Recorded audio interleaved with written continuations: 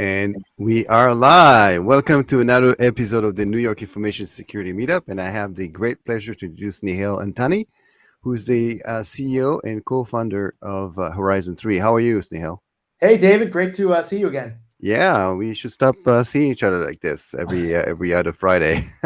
Yeah, I've got a picture of you on my desk, so I see you every day. um, I'm super excited because even though we did a couple of sessions, we never got a chance to actually talk about your background, which is truly fascinating. If there was a graph of your progress in terms of your career path, it looks like basically a hockey stick. So you started as a software engineer, right? In your career, right? A hands-on keyboard, and then and I'll let you maybe kind of.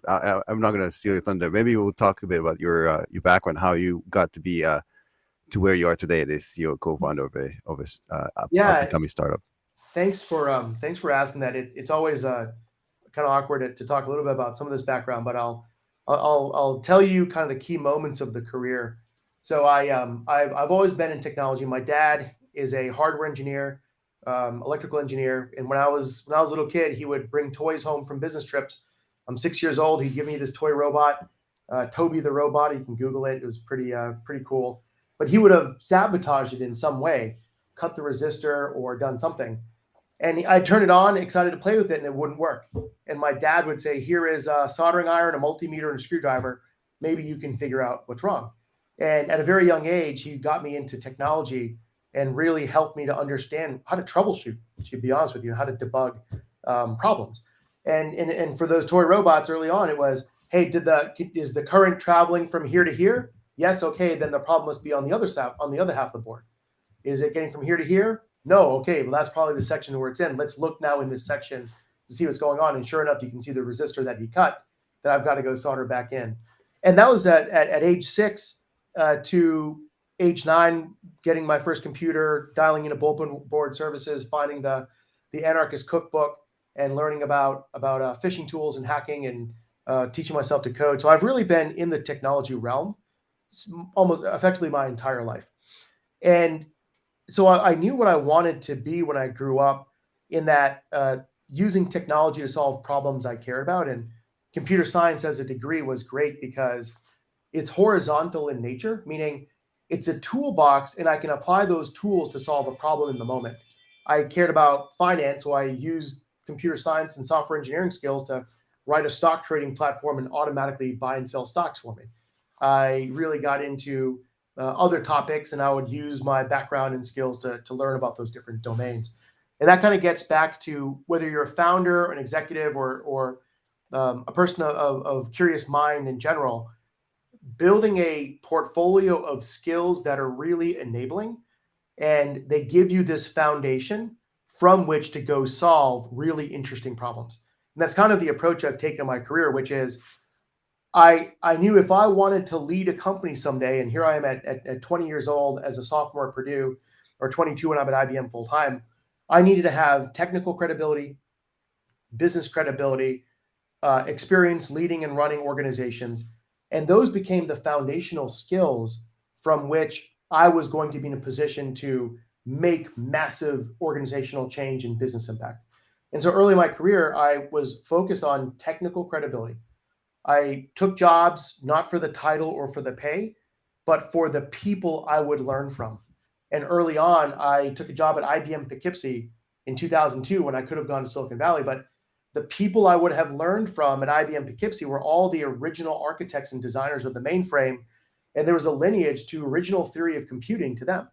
And so I felt I would learn more working with those people than I would in any of the other jobs that I had available to me, even though those other jobs were paying more money. And so in any career decision I've made, it's been early on, especially, where am I going to learn the most? And how are those learnings going to align towards this toolbox of skills that I know I need to have to become a successful business leader someday? And I'll pause there, and I'll talk about a few other kind of cool aspects of that personal journey and growth. But hopefully that that whets the appetite for some follow-on questions. Yeah, for sure. And again, just a reminder for everyone, this is broadcasted live. So with all the blips and we can't even obfuscate some of the if we use any foul language. But if anybody has questions, feel free. We're monitoring the different sessions. So it's really interesting that it's such a young age. You were kind of redirected to something you then liked and embraced, as trying to, I guess, break and fix things or get things that are already broken and then fix those. And then it's also super interesting that you mentioned that you picked the jobs not for, necessarily for the money or the pay, but also like in terms of where they're going to get you. And I've seen that because you were the CTO for Splunk, right? Yeah, that's And right. which is, by the way, it's amazing. Splunk is an amazing company, and you've done a senior role there.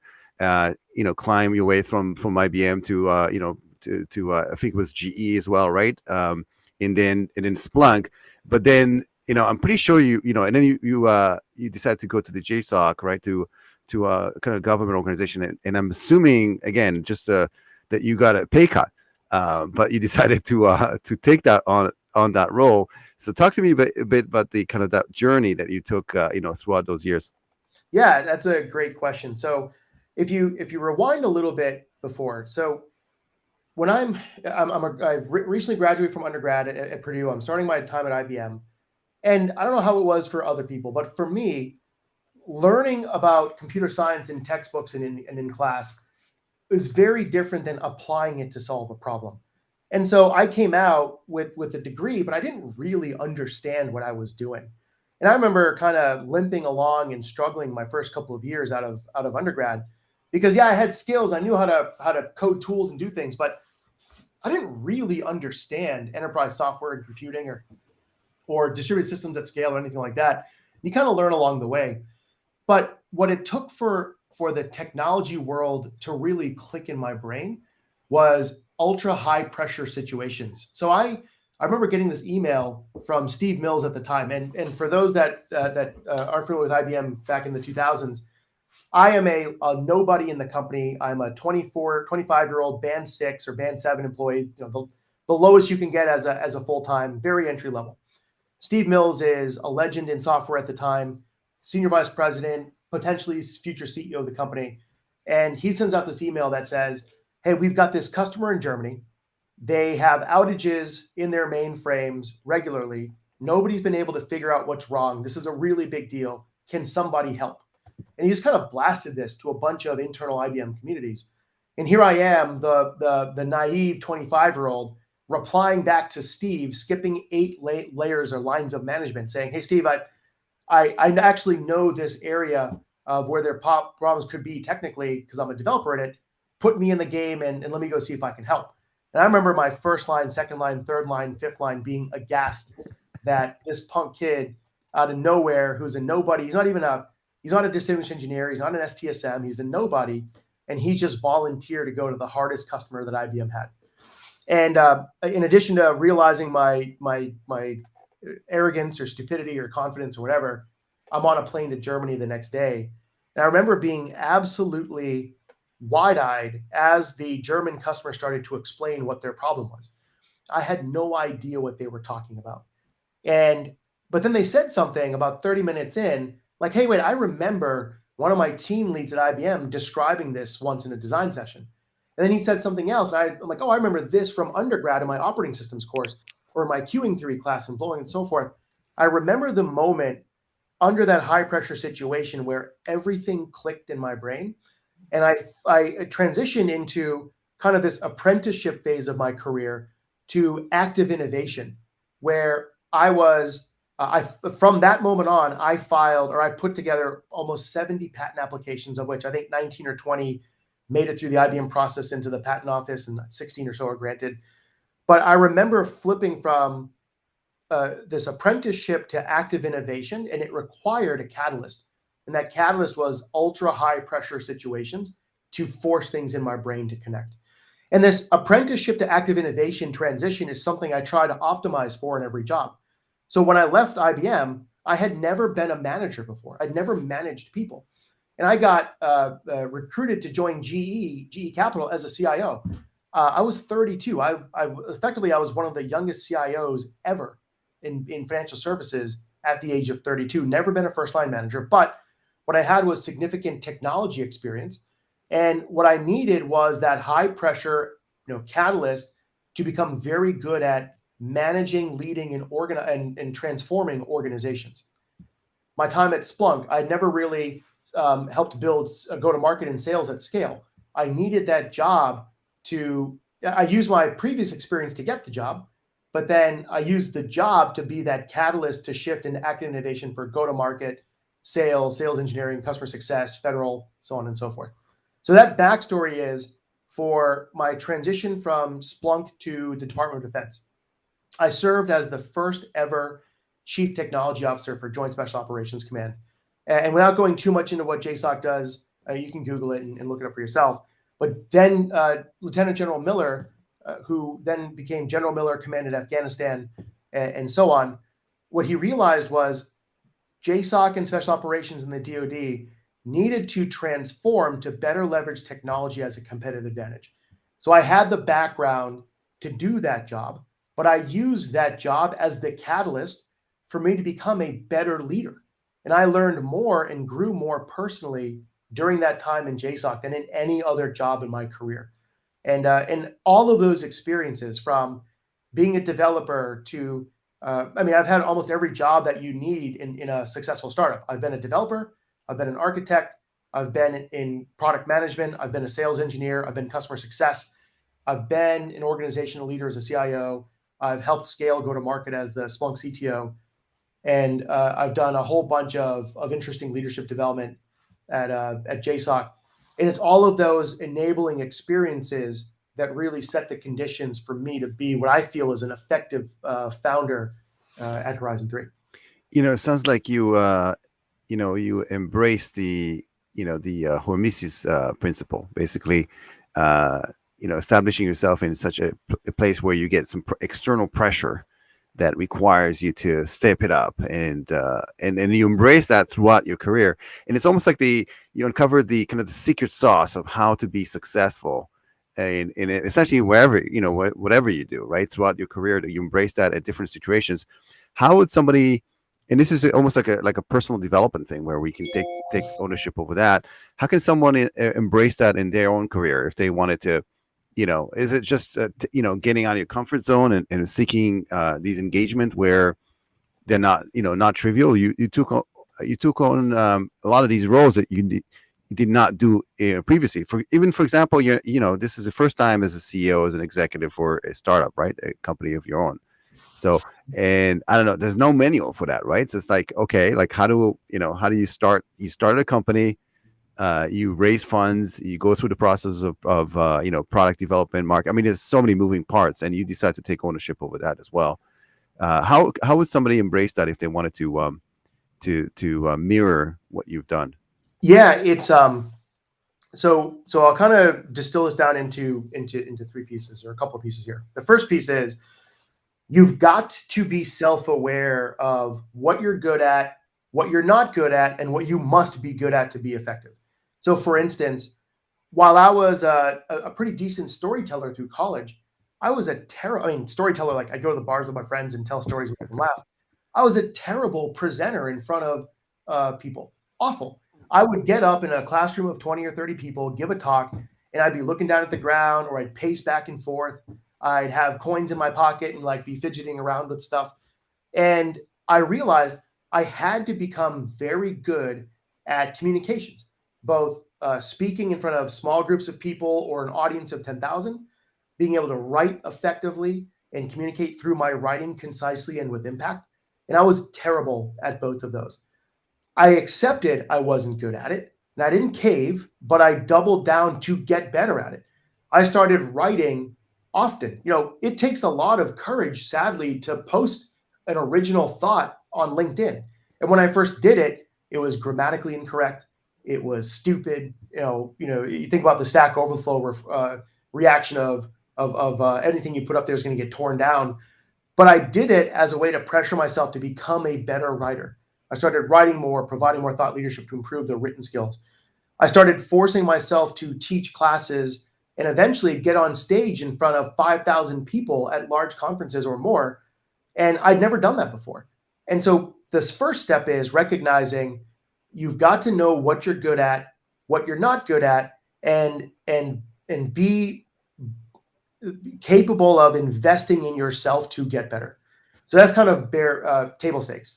After that, think of it as be brave, your brand, and be bold. Be brave is when I was on track to become a technical leader at IBM, and I left that path, kind of the IBM DE path, distinguished engineer path. I left that path to join product management. Totally lateral move. In fact, it was a pay cut for me within IBM when all things are said and done. And my technical colleagues were like, why the hell are you going to leave the technical path to be a DE or a fellow and go be a product manager? Nobody respects IBM product management team anyways. They're a bunch of PowerPoint jockeys. And I said, no, I need to learn how to launch products, bring products to market, do market analysis and planning. I have to learn how to do this. And I'm going to learn how to do this in the job. And the skills I brought to the product management team was I had a significant amount of customer experience. So I was able to bring my customer experience, parlay that into learning how to do product management. Similarly, when I was at Splunk and I went to a dinner or an event in Silicon Valley, whether it was at Sequoia or any other VC firm, and your name tag says Splunk CTO, all sorts of folks wanted to talk to me. Founders that wanted to get their companies bought, thinking I could influence that at Splunk, investors that wanted me to be an LP in their funds, so on and so forth. When I left Splunk and joined the Department of Defense, and I went back to those same events and my tag said DOD, nobody wanted to talk to me.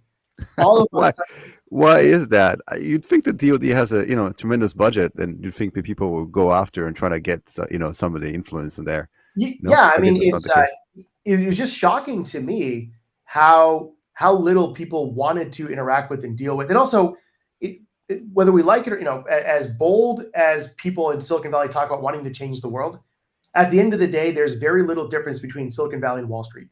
Most people are very coin driven.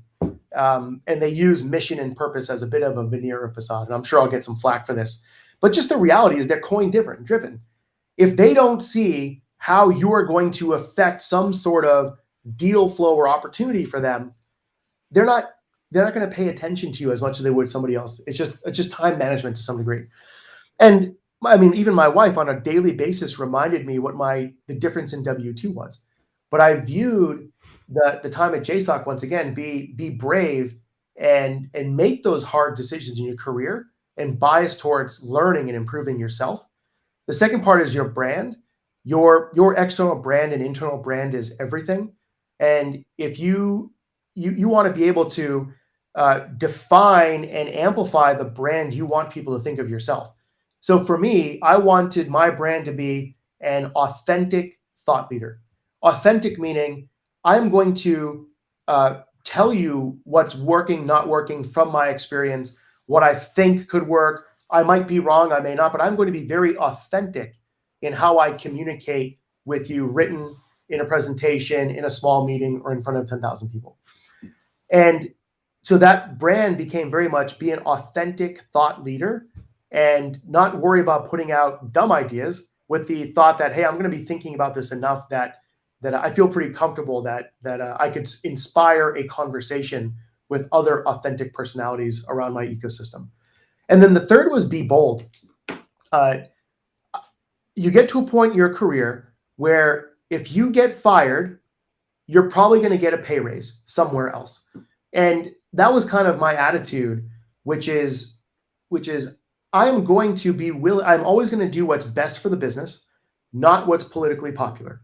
And that hurt me in various meetings, especially at the executive staff at Splunk, where doing what's best for the business wasn't necessarily a conversation, but rather understanding the political dynamics of the various other leaders and who cared about what. I hate that stuff. While I could be good at it if I wanted to, it's just an emotional drain for me. And I would rather be surrounded by people that want to do what's best for the business. But be bold, and be bold in that always say what you believe is correct, not what you believe is politically popular. And the worst case is you leave and take a job somewhere else. But don't sacrifice your mental health and personal happiness or your values and principles in order to stick around in a job because it's just going to make you miserable.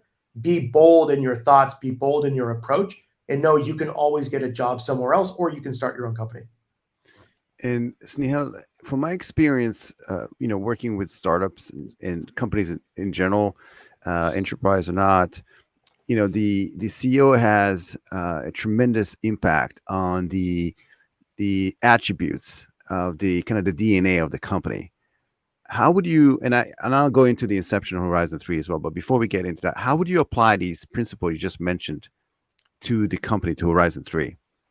Yeah, it's a great question. This goes back to my experience in special operations.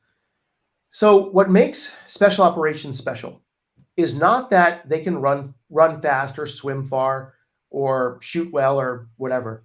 What makes people in special operations special is that they are learn-it-alls that can solve any problem as a team under pressure. That's what these special mission units and special operations forces and so on select for. They're selecting for people that can work well in a team, that are adaptive, nimble, can problem solve with limited resources and whatever.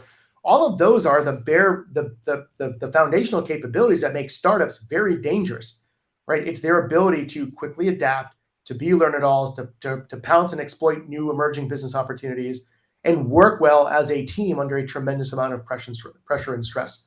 And that was part of what drew me to leave industry and go serve within that community for almost 4 years. And so that culture and that DNA really underpins Horizon 3. Always do what's best for the company, not what's politically popular. Be a learn-it-all that can solve any problem under pressure as a team. And honestly, we don't need smart jerks. We need great teammates. And that really kind of underpinned the type of people that we brought in. If you take that as the foundation of our culture, and then from there we're able to build out other aspects of what makes special operations special, which is good ideas don't come from the top. What the top needs to provide is a North Star for vision, clearly defined left and right limits for the swim lanes of stuff that has to get done, and then empowering the right people and enabling them with resources to do the job. And then once you've set those conditions as a leader in the special operations community, you become a servant leader. Your job is now to enable and accelerate your people that are closest to the problem. And this idea of your people being coachable is one of the attributes they have to have in place. You've got to be able to, as a leader, coach them, and as a teammate, be coachable to get better. And that's how we execute as a company, right? We have a clearly defined vision. I can tell you where we're going to be in 5 years, where we're going to be in 2 years, and what we're going to deliver over the next 6 months. But what my responsibility was, this is the 5-year vision, this is the 2-year vision, and leave it to the team to empower and enable them to get the 0 to 2 years implemented. And honestly, you reach a point as a good leader where you don't have anything to do. Now, all I can do is hurt the company if I get involved in a problem, because I've hired people better than me, smarter than me, and specialists in their areas. And for me as a leader, you're starting to build the right team when I am now the student of my people. I am not telling them what to do. They are teaching me how they're solving an insanely hard problem, which is kind of nirvana for any company.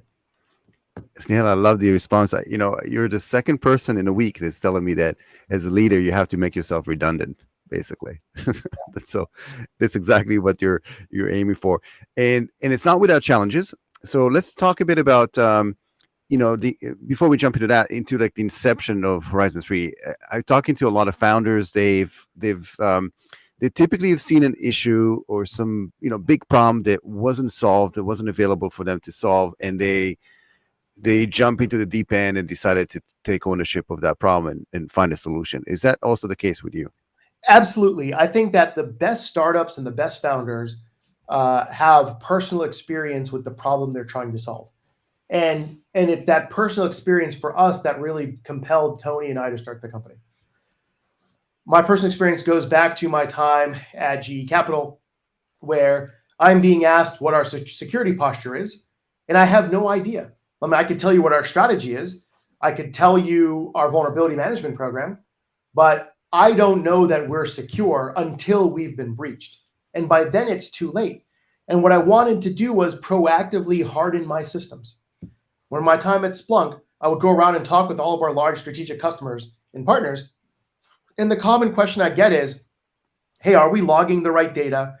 Are our alerts correct and tuned? Are behavior analytics working? And my answer was, you got to wait for a breach to find out. Unfortunately, there's no way to, at scale, proactively test and verify your security posture. And then my time in the DoD, similar experience.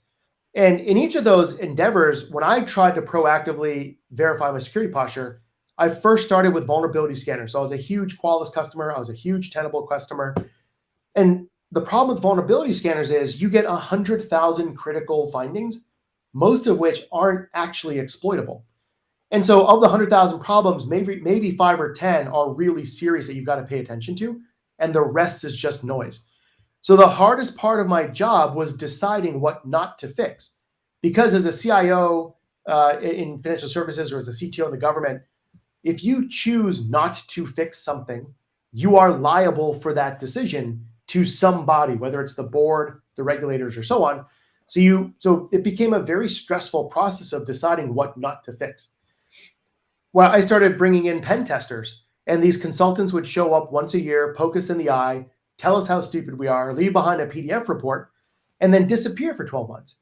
I'm like, great. Well, one, you only tested a very narrow slice of my environment, number one. Number two is, this PDF report is great, but as I fix them, I have no idea if I've truly remediated the problem unless I pay those consultants to show back up again. So in addition to having an incomplete snapshot of my threat landscape or security posture, I also had a very long feedback loop for finding, fixing, and verifying issues. So then I tried to accelerate that find, fix, verify feedback loop with tools like Veridin. I was a big Veridin customer, which did attack automation. And the issue there is I couldn't run it against my production systems because Veridin and other tools are not safe to run in production. Number two was I had to install credentialed agents everywhere, which I was tired of doing.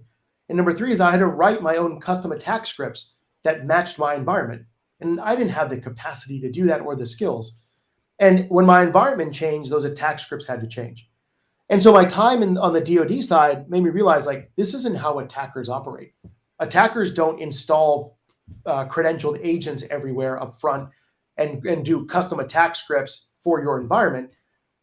What they effectively have are very adaptive algorithms, if you will, or approaches that conducting reconnaissance and enumerating your environment, figuring out what you have, and then determining the next best action to achieve their objective, whether it's to steal data, destroy data, borrow for a future effect, whatever else that might be.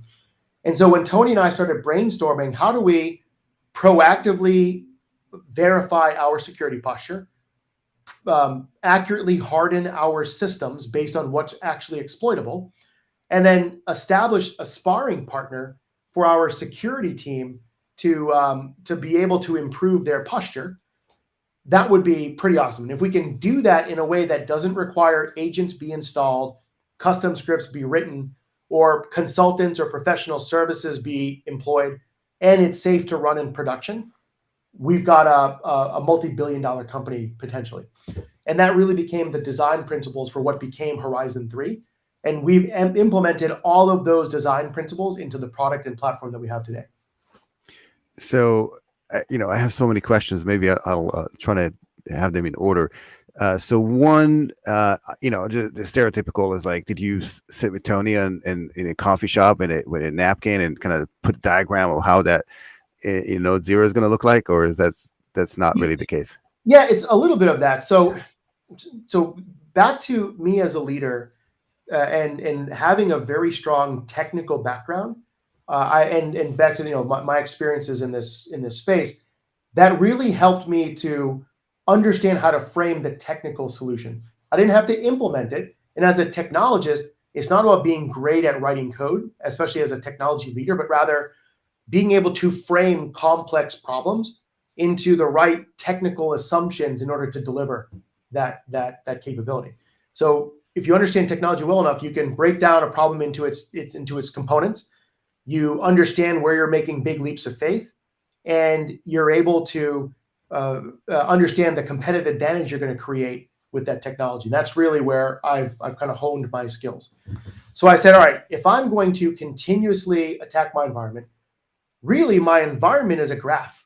If I think about a knowledge graph that represents all the hosts, ports, services, credentials I found, and so on, I think if I viewed my cyber terrain, if you will, or attack surface as a knowledge graph, I could then do knowledge graph analytics to find paths through that graph from point A to point B. And think of like Google Maps almost, where here's my starting point. The destination is going to be one of a few options. The destination is steal sensitive data, compromise and become a domain administrator, and so on. But from this starting point, what is the Google Map path throughout that knowledge graph to achieve that objective?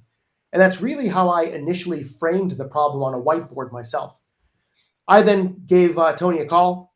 We jump on the phone, we start talking it through. When we're together, we start whiteboarding it. And really, Tony's job was to debate me and say, hey, you are completely full of BS. This isn't going to work, and here's why. Or to help iterate on this to make it more of a practical reality. And once we got a pretty good understanding of the framing of the problem, the prototype, and Tony took the task of building the prototype, I took the task of pitching the idea to people in my network. So I went to Brad Peterson, who's CIO of the NASDAQ and a mentor and friend of mine. I said, hey, Brad, what do you think about this idea of continuously pen testing to harden your systems? And Brad's like, I love it. I went to Mike Fabrico, who is kind of the Kevin Bacon of cybersecurity. He's 2 degrees separated from everybody. Hey, Fabrico, what do you think about this idea? And my job became understanding how to tell the story. Tony's job became building a basic prototype. And his prototype was run an Nmap scan, pipe its output into Neo4j, and then write an algorithm to select what Metasploit module to run based on what was in Neo4j. That was the basic prototype. Tony runs that prototype against his home, and he found a default web server running on his audio card that he had no idea was on his network with default user ID password that would have given an attacker access to his entire home network. And he goes, holy crap. He's like, I am very secure. I had no idea this was there and that I was vulnerable. And the prototype proved it. And so I now have story validation from my job. Tony's got prototype validation from his task. And we brought that together into a seed pitch to raise venture capital. Yeah, that's amazing. Amazing story. And shameless plug, I will have the chance to talk to Fabrico in a couple of weeks from now. So looking forward to having that conversation as well. I love the analogy with Kevin Bacon. And here's the thing too. So when you develop a startup, sometimes timing and circumstance is everything, right? So if I recall correctly, they were trying to, create electric vehicles back in the 70s and 80s, but it wasn't the right time. What makes this environment different right now that makes Horizon 3 the kind of the perfect opportunity for it to take ownership of the marketplace of automated pen testing? Yeah, you're right on. Being early is the same as being wrong in startups and in venture. So, if Horizon 3 was started 10 years ago, would that have been too early? I don't know. I probably it would have been too early. So what made the conditions right today is, I'll give you a customer example first. In 7 minutes and 19 seconds, our autonomous pen testing product fully compromised a bank in 7 minutes. And that bank had every Gucci security tool you could buy. They had Splunk as their SIEM, CrowdStrike as their EDR, so on and so forth. They were doing all the right things. Yet in those 7 minutes, not a single security alert got triggered as we became a domain administrator. And so the question is, we don't have a tools problem in cybersecurity. We have an effectiveness problem. People have been buying all of these tools from different vendors. They're not designed to work together. There's lots of tuning and configuration, and there's a lot of marketing hype for what these tools can and cannot actually do. And so now with this huge amount of spend, we have 2 primary use cases. One of them is using us as a sparring partner to improve that security effectiveness, and in many ways help rationalize that security spend to prove to leadership that you are effectively defending your enterprise. And I think it required security tools sprawl in order for the effectiveness problem to become important to solve. And then in addition, the significant increase in cyber attacks over the last 5 years has further increased pressure for proactive systems hardening. Yeah, it Separate. sounds No, like a perfect storm almost now. Like there's a, there's just so many elements that come together. Like, the lack of security professionals with the right tool set. There's a immense like data scale problem because all these security tools are spitting out information that nobody can really figure out how to take control of it. The attack surface is almost endless right now, right? So it seems like there are just so many elements that are creating this perfect storm of us being vulnerable as as an enterprise, as a society in general. you're right on. In fact, there's also a cultural shift, a mindset shift over the last 10 years. 10 years ago, cybersecurity was basically a compliance checkbox in most organizations. And it was a compliance mindset, do the bare minimum to check the box so that regulators get off my back. Now, if you look at the mindset, at least for effective and competitive organizations, security is not a compliance checkbox. Security is a competitive advantage and a key instrument of business operational risk. And that's only going to increase. So back to timing of Horizon 3, if I don't know that Horizon 3 would be successful in a compliance-minded community. In fact, we see with our customers and our prospects, if I want a prospect call, I can pretty quickly figure out that, hey, this CIO or CISO still views security as a compliance checkbox. And my guidance to the sales team is, you know what, let's not waste our time. They will get hacked. They will be in the news. That guy will get fired or that person will get fired, and we will easily sell to their replacement. Let's move on and find those that actually view security as different than compliance. And I think that in 22, security, for most organizations, security is much more important than compliance. And I think that in 25 and beyond, there's going to be a very clear distinction between compliance and security. So what makes the tool so effective? Why did it only take 7 minutes? Sounds almost like, far-fetched. It's such a short time. Like, I imagine like the security administrator, like just walking over to the coffee machine, comes back and, and they're like their pawn, basically, their whole organization. It just sounds like almost crazy to me that a bank, especially a bank where, I guess the cybersecurity maturity level is there. It's not some widget manufacturer out of whatever, somewhere in the middle of the States. It's a very highly sophisticated financial organization. What caused that, the vulnerability, and like that, was able to get breached in such a short time? Yeah. So that particular attack, the two major events that occurred. The first major attack event was we turned on a tool called Responder, which is grabbing. It takes advantage of misconfigurations in DNS that allows NTLM hashes to be passed along the wire. And so when you turn on this listener, it's basically doing a man in the middle and DNS poisoning, right, to some degree. And it is receiving. So the way it works is a service is trying to look up and connect to another service. So machine one's trying to talk to machine two. Machine one says, as part of the DNS misconfiguration, who out in my world is machine two? And they'll kind of do this big broadcast. And then machine two will say, oh, that's me. Here is my information. And the machine two will reply back, and that's how the connection will occur. Well, what Responder will do is it will respond to every broadcast that says, oh, it's me. So when machine one says, who out there is machine two, Responder will say, hey, it's me. Please send me your hash to try to log in. And then machine one will send it its hash. This is a misconfiguration. It's not a vulnerability. It's not a CVE. It's a known misconfiguration that's very typical in organizations. So in this example, Responder turns on and it starts collecting hashes. The company had a very weak password policy, or if they had a password policy that was strong, it was weakly enforced. And so all the hashes that we collected, we automatically started cracking through our hash cracking process. And that's a dictionary attack against the hash to try to figure out what the password is. And another customer, 33% of their passwords were company name 123 exclamation mark. Similar type of scenario here. So we got a bunch of user IDs, we got their hashes, and we cracked their hashes. From there, we found the domain controller had SMB running, which is, once again, another misconfiguration. It's not a CVE. Vulnerability scanners aren't going to find it. And then we started logging in with each user ID password we had access to.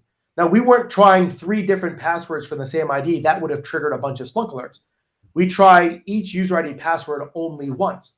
And then we started validly logging in, and then we'd look up, hey, what are the permissions of this user ID? Oh, they're a domain user, which means we could access all the systems and services that that user could access. And we grabbed a domain admin. So we were able to log in and have admin rights to the domain controller. And once you've got admin rights to the domain controller, you've got keys to the kingdom. So the problems were DNS misconfiguration with LLM&R, weak or default credentials that were allowed easily cracked, and SMB enabled on the domain controller that allowed us to log in without any challenger authority. And SMB, you can't apply multi-factor authentication to SMB. It's a low-level protocol. So why did Splunk and these other tools not help? Well, we had no invalid logins, or we didn't trip any of the, hey, this machine's logging in too many times, because you can throttle it. So none of the Splunk alerts were going to go off. We didn't dump LSAS or other typical activities that malware is going to do on a single machine. And so none of the EDR tools like CrowdStrike are going to get tripped. And we weren't oddly moving between machines. So none of the user behavior analytics tools are going to trip, so on and so forth. And this is honestly almost verbatim what ransomware organizations do. They are going to take advantage of misconfigurations like LLM&R. They're going to harvest your user IDs and passwords and credentials and hashes. They will either crack those hashes or try to see if you've reused your Netflix password for your corporate password and log in. And then attackers don't have to hack in with 0 days. They log in with credentials that they've harvested in some way. And that is probably the predominant technique that ransomware gangs, APTs, national organizations, and so on apply in their cyber attacks.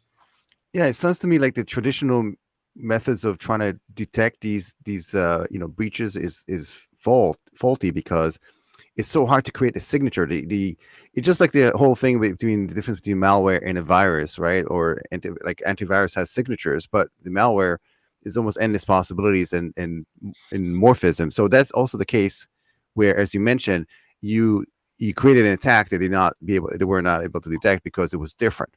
And that's what the adversaries do, because they continuously try new exploits and try new 0 days which are not available to the public and so on. So when you find a vulnerability like that, do you help the customer and provide them assistance in terms of how to patch it?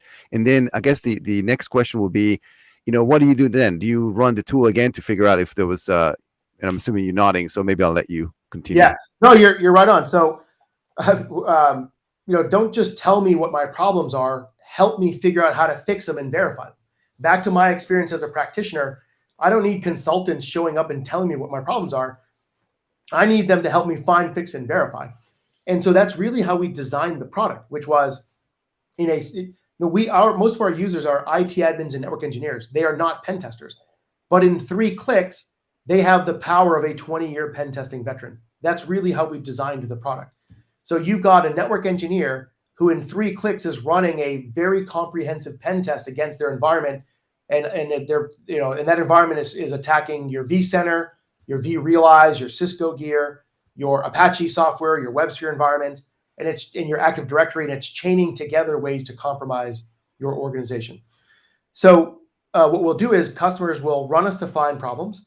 We will then provide all of the path, like these are the attack paths we were able to compromise.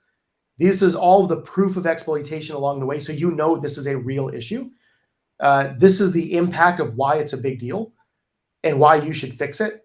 And then here are the recommended fix actions for the critical problems that we found. And from that becomes the starting point for the fixers to go off and solve these problems. And as they patch their VMware or improve their password policy or fix a misconfiguration in Jenkins, they will rerun the pen test to verify that it is no longer exploitable. And that find, fix, verify loop is really our aha moment. And then as you run find, fix, verify over and over and over again, we collect all of the data and metrics to provide more accurate reporting of your posture to your boss, to the board, and to regulators. because now we can accurately tell you how long did it take for you to fix a critical finding that was identified by us, as one example question. Yeah, and that continuous, testing is something that needs to be done. You can't, as you mentioned, you can't do it just once a year. Environment right now are just so dynamic as well. I mean, people are spinning off applications, servers, in the cloud, whatnot, and in the need of a continuous monitoring for vulnerability is something that is being required. So, how often do the people, your current users and customers, how often do they deploy this and run these tests? Yeah, our customers shift from running 1 to 2 pen tests a year Mhm. to pen tests every day, multiple times a day, Well, in this Find, Fix, Verify. Some of them will wire us as an API into their DevOps process. So as they deploy to stage or production, they'll automatically trigger a pen test to assess their environment. Others will run pen tests where they'll do a no-notice pen test to measure the reaction time of the SOC. And then they'll do a yes notice pen test where they've notified the SOC, and then them and the security team collaborate to harden their environment. And then you've got some that are going to do very narrowly scoped verify ops for a particular data center or manufacturing facility or hospital. And you've got longer pen tests running across the entire organization. And what happens is you end up building very interesting annual campaign plans, if you will, for how to test your defense in depth and your security posture. And all this is a great segue to, honestly, the future of cyber warfare. Kind of the topic of, or at least the title of the session, which is, if it took us 7 minutes today to fully compromise a bank, as we get more training data, as we improve our algorithms, we should be able to get that down to 2 minutes or a minute in a couple of years. If you think about it, in a minute, or hell, even 7 minutes, it is very difficult for a human defender to see the alerts, characterize the risk of those alerts, correlate those alerts into an integrated attack path, determine what operating procedure to execute, get permission to execute it, and then stifle the attack. Those are the decisions at the human level that have to be done as a cyber incident starts to occur. At 7 minutes, maybe they have a chance. At a minute, there is no way in hell a human is going to be able to stifle that attack. And we know that ransomware gangs are already shifting from automated ransomware to autonomous ransomware. And so it's coming. In defense, the human is going to become the bottleneck. And the problem with every security tool today, defensive tool, is it is human-centric. So the future of cyber warfare will be algorithms fighting algorithms with humans by exception. And we're already seeing that trajectory. And sadly, I think it's going to get worse before it gets better, because attackers will adopt autonomous attacks faster than defenders can improve their security effectiveness. And if you take that as a baseline assumption, and you stack on top of that two additional things. The first is the attack surface for an organization is becoming incredibly complex. If you are the CEO of Pfizer or Walmart or Maersk or any Global 100 company, you have a very complicated supply chain, which is creating a bunch of attack vectors. You have a distribution chain that has a profound impact on your revenue stream. You have your own internal IT systems and OT systems, your oil refinery plants, your oil rigs, your pipelines, and so on and so forth, or your manufacturing facilities. And you've got a very complicated people dimension of insider threat and other ways humans are going to be able to compromise your environment. So the attack surface has exploded exponentially over the past 5 years and will continue to grow significantly. And the single biggest business operational risk to a Global 100 company will be its cyber risk, not just of its internal IT and OT systems, but IT, OT, people, supply chain, and distribution. And I'll give you an example of distribution.